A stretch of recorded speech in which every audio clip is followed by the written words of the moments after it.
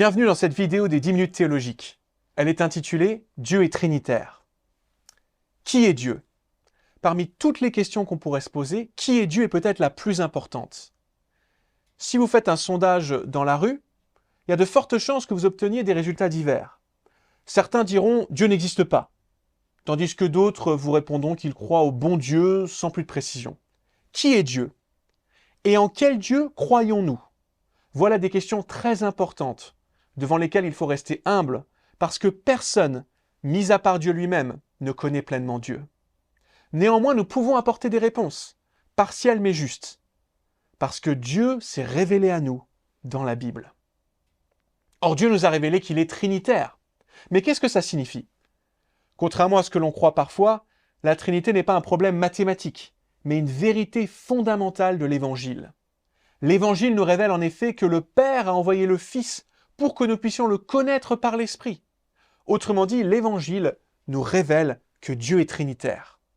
Pour aller plus loin, résumons le dogme de la Trinité en 3 affirmations simples. Premièrement, il y a un seul Dieu. Deuxièmement, le Père est Dieu, le Fils est Dieu, l'Esprit est Dieu. Troisièmement, le Père n'est pas le Fils n'est pas le Père, l'Esprit n'est ni l'un ni l'autre. En bref, les 3 sont distincts. Maintenant, prenons le temps de prouver chacune de ces affirmations bibliquement. Tout d'abord, il y a un seul Dieu. L'Ancien Testament affirme clairement qu'il existe une seule divinité, le Dieu d'Israël. Les dieux des nations ne sont que des idoles muettes et aveugles, en bref, des coquilles vides. Le Dieu d'Israël est le seul vrai Dieu, le seul éternel. C'est le sens d'un verset célèbre qui a joué un rôle important dans l'histoire d'Israël. Écoute Israël, le Seigneur notre Dieu est un. Deutéronome 6, verset 4. Le Nouveau Testament reprend l'enseignement de l'Ancien, comme le met en avant Jacques 2, 19. Tu crois qu'il y a un seul Dieu, tu fais bien, les démons le croient aussi, et ils tremblent. Premièrement, il y a un seul Dieu. Ensuite, le Père est Dieu, le Fils est Dieu, l'Esprit est Dieu. Le Père est Dieu de toute éternité, comme en atteste Ésaïe 63, verset 16. Jésus est justement venu pour révéler la paternité de Dieu au monde. Comme l'écrit l'apôtre Jean, « Personne n'a jamais vu Dieu. Dieu le Fils unique qui est dans le sein du Père, lui l'a fait connaître. » Jean 1, verset 18. Jésus a également révélé sa propre divinité. Dans les évangiles, nous découvrons que Jésus est un homme, certes, mais Dieu fait homme. Certains prophètes de l'Ancien Testament avaient accompli des miracles, comme guérir les malades ou ressusciter les morts.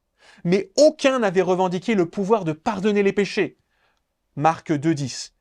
Ou avait accepté d'être adoré. Matthieu 28, 17. Comme Jésus. Jésus, celui qu'on appelle le Fils ou la Parole, est décrit dans le Nouveau Testament comme le Dieu qui existe de toute éternité. Je vous renvoie au prologue de l'Évangile selon Jean, qui commence par ces mots. Au commencement était la parole. Et la parole était avec Dieu. Et la parole était Dieu. Jean 1, 1. Ou encore Colossiens 2, 9, qui précise qu'en Christ habite la plénitude de la divinité. Le Saint-Esprit est lui aussi Dieu, de toute éternité. Selon les mots de 2 Corinthiens 3, 18, le Seigneur, c'est l'Esprit.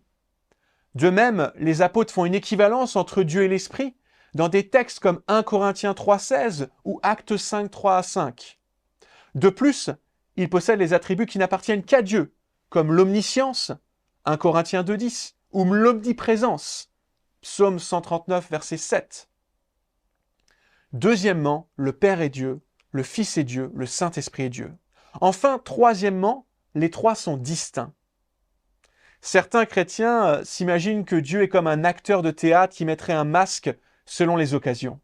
Parfois, il se présente comme le Père, d'autres fois comme le Fils, et puis d'autres encore comme l'Esprit. C'est une grave erreur.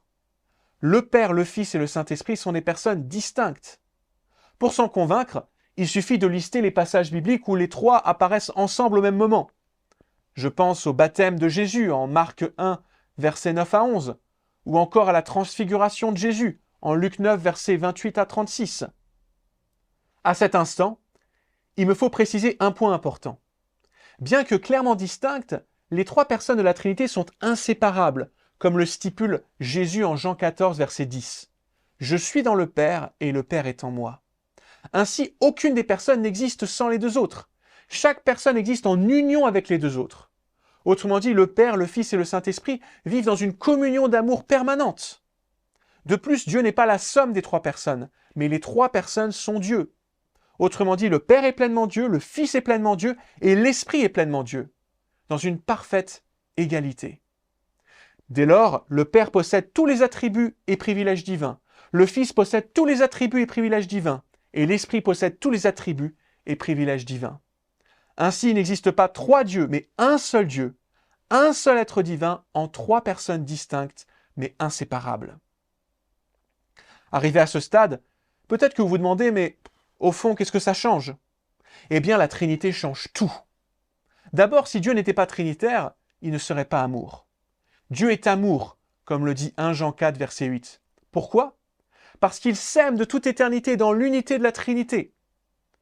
Comme l'écrit Alain Nisius, un théologien originaire de Guadeloupe, pour qu'il y ait amour, il faut un je qui parle à un tu. Si Dieu n'était pas trinitaire, il aurait été obligé de créer pour aimer quelqu'un d'autre que lui. Dieu s'aime en effet de toute éternité dans une communion d'amour parfaite entre le Père, le Fils et le Saint-Esprit. Dès lors, Dieu ne nous a pas créés pour nous aimer, mais il nous a créés parce qu'il nous aimait. De même, Dieu ne nous a pas sauvés pour nous aimer, mais nous a sauvés parce qu'il nous aimait déjà. Ensuite, notre salut dépend entièrement de la Trinité. Plusieurs textes bibliques le mettent en avant. Par exemple, Galates 4, versets 4 à 7. Lorsque les temps furent accomplis, Dieu a envoyé son Fils, né d'une femme, né sous la loi, afin de racheter ceux qui étaient sous la loi, pour que nous recevions l'adoption. Et parce que vous êtes des fils, Dieu a envoyé dans nos cœurs l'esprit de son Fils qui crie « Abba, Père !» Ainsi tu n'es plus esclave, mais fils. Et si tu es fils, tu es aussi héritier, grâce à Dieu. D'après ce passage, le Père a envoyé le Fils pour accomplir le salut pour nous à la croix. Ensuite, le Père a envoyé l'Esprit de son Fils, l'Esprit Saint, pour accomplir le salut en nous. Cet Esprit nous permet d'appeler Dieu Père. Vous voyez donc que notre salut dépend entièrement des œuvres de la Trinité. Cela m'amène à mon dernier point. D'après le passage que je viens de lire et bien d'autres comme Romains 8, notre identité est marquée par la Trinité pour l'éternité. Songez-y, par grâce, nous devenons fils et filles du Père, frères et sœurs du Christ et temple de l'Esprit Saint. Cela est rendu manifeste lors de notre baptême, lorsque nous sommes immergés au nom du Père, du Fils et du Saint-Esprit. Matthieu 28, verset 19. Aucune religion au monde ne propose un si grand et un si beau salut. Et ça devrait nous pousser à la louange et à l'adoration. En somme, la Trinité est un mystère qui nous dépasse et dont nous ne ferons jamais le tour. C'est un mystère à méditer chaque jour davantage et à expérimenter chaque fois que nous levons les yeux au ciel en priant notre Père au nom du Fils et par l'Esprit. Soyez donc bénis par les mots de 2 Corinthiens 3,13. Que la grâce du Seigneur Jésus-Christ, l'amour de Dieu et la communion du Saint-Esprit soient avec vous tous. Amen.